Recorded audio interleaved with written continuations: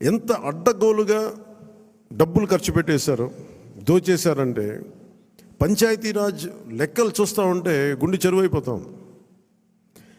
200 కోట్లు కనీసం పే చేయలేని పరిస్థితుల్లో ఒక 40 కోట్లు పే చేస్తే చాలా పెద్ద ప్రాజెక్టులు అయిపోతాయి. ఒకవైపు ఏమో ఋషికొండ లాంటి ప్యాలెస్కేమో 600 కోట్లు ఖర్చు పెడతారు. అది వాళ్ళ కోసం కట్టుకున్నారా, గెస్ట్ హౌస్లకి, అది వాళ్ళ కథ. అది కానీ ఎప్పుడు ఏది ఖర్చు పెట్టాలి, ఎంత ఖర్చు పెట్టాలి అనే విఘ్నత లేదో వీళ్ళందరికీ అనిపించింది.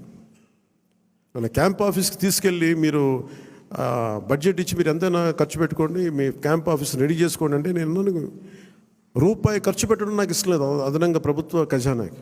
అది ప్రజల సొమ్ముని మనకి అకారణంగా దాన్ని ఖర్చు పెట్టేయడం కానీ దాన్ని దుర్వినియోగం చేయడం నాకు నచ్చక. అసలు ఏం వద్దు, ఉన్న ఫర్నిచర్ అలాగే ఉంచి ఏం చేయొద్దు. దాన్ని అవసరమైతే నేను చెప్తానులేండి, చెప్తాను.